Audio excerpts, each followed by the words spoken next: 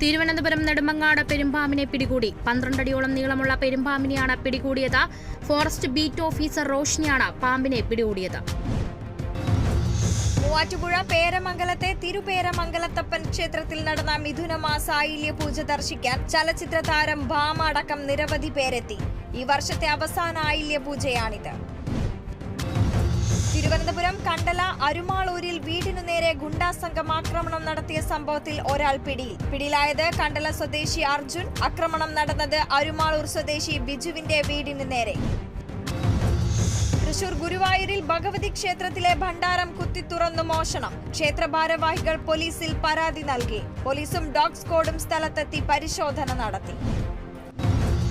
സംസ്ഥാന ടൂറിസം വകുപ്പ് മലബാർ റിവർ ഫെസ്റ്റിവലിനോടനുബന്ധിച്ച് നടത്തിയ 2023 കയാക്കിംഗ് മത്സരങ്ങളുടെ മാധ്യമ പുരസ്കാരം വിതരണം ചെയ്തു. ദൃശ്യമാധ്യമ വിഭാഗത്തിലെ മികച്ച ക്യാമറമാൻ പുരസ്കാരത്തിന് അർഹനായ CTV ക്യാമറമാൻ റഫീഖ് തോട്ടുമുഖം പുരസ്കാരം ഏറ്റുവാങ്ങി. കോടഞ്ചേരി പുലിക്കയത്ത് വെച്ച് നടന്ന ചടങ്ങിൽ ടൂറിസം പൊതുമരാമത്ത് വകുപ്പ് മന്ത്രി PA മുഹമ്മദ് റിയാസ് പുരസ്കാരം സമ്മാനിച്ചു.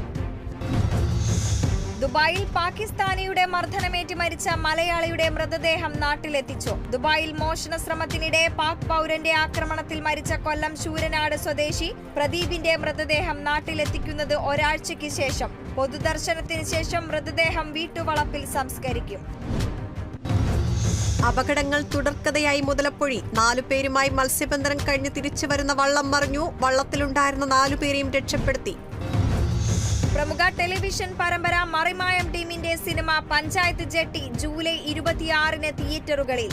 മണികണ്ഠൻ പട്ടാമ്പിയും സലീം ഹസനുമാണ് തിരക്കഥ. യാത്രാ സൗകര്യങ്ങൾ കുറഞ്ഞ ഒരു നാട്ടിൻ പുറത്തെ ജീവിത തുടിപ്പുകളാണ് ചിത്രത്തിന്റെ പ്രമേയം. ഉത്തർപ്രദേശ് ഉന്നാവിൽ ഡബിൾ ഡക്കർ ബസ് ടാങ്കറിലിടിച്ച് 18 പേർ മരിച്ചു. അപകടം ആഗ്ര ലക്നൌ എക്സ്പ്രസ്വേയിൽ രാവിലെ. അപകടത്തിൽപ്പെട്ടത് ബീഹാറിലെ സീതാമർഹിയിൽ നിന്ന് ഡൽഹിയിലേക്ക് പോകുകയായിരുന്ന ബസ്. തൃശൂർ മണലൂർ പൂവശ്ശേരി പാലത്തിന്റെ സംരക്ഷണ ഭിത്തി തകരുകയും റോഡിൽ വിള്ളൽ രൂപപ്പെടുകയും ചെയ്തു. മണലൂർ പഞ്ചായത്തിലെ 18, 11 വാർഡുകളെ തമ്മിൽ ബന്ധിപ്പിക്കുന്ന പ്രധാന പാലമാണ് തകർന്നത്. നിരവധി പേർ ആശ്രയിക്കുന്ന പാലത്തിന്റെ അരികുകൾ എത്രയും പെട്ടെന്ന് ബലപ്പെടുത്തണമെന്നാണ് നാട്ടുകാരുടെ ആവശ്യം. തൃശൂർ ചാവക്കാട് ജ്വല്ലറി സെക്യൂരിറ്റിയെ ബാർ ജീവനക്കാരൻ ക്രൂരമായി മർദ്ദിച്ചതായി പരാതി. തിരുവത്ര സ്വദേശി ഉമ്മറിനാണ് മർദ്ദനമേറ്റത്. ബാറിൽ കാറുമായി വന്ന വ്യക്തിക്ക് വഴിയിൽ ബൈക്ക് തടസ്സമാകുന്നുവെന്ന് ആരോപിച്ചായിരുന്നു മർദ്ദനം. ഉമ്മറിനെ ചാവക്കാട് താലൂക്ക് ആശുപത്രിയിലെ പ്രാഥമിക ചികിത്സയ്ക്ക് ശേഷം ഹയാത്ത് ഹോസ്പിറ്റലിലേക്ക് മാറ്റി.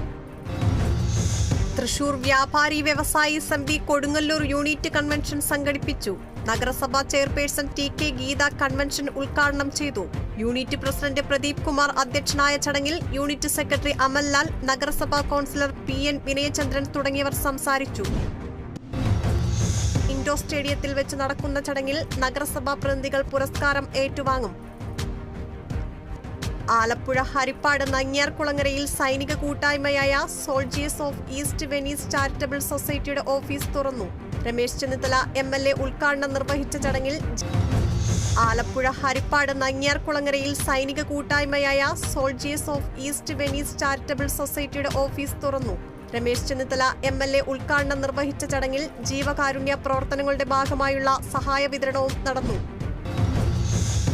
തൃശൂർ അരിമ്പൂർ പഞ്ചായത്ത് ഭരണസമിതി യോഗത്തിൽ അപകടകാരികളായ തെരുവ് നായ്ക്കളുടെ ക്രമാതീതമായ വർധനവ് നിയന്ത്രിക്കണമെന്നാവശ്യം.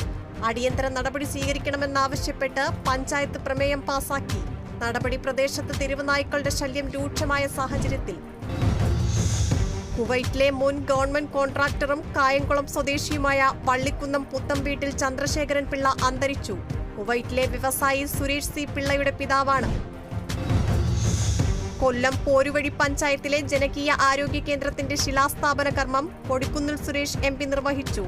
നാഷണൽ ഹെൽത്ത് മിഷൻ ഫണ്ടിൽ നിന്നും അനുവദിച്ച 55 ലക്ഷം രൂപ ഉപയോഗിച്ചാണ് കെട്ടിടത്തിന്റെ നിർമ്മാണം നടത്തുന്നത്.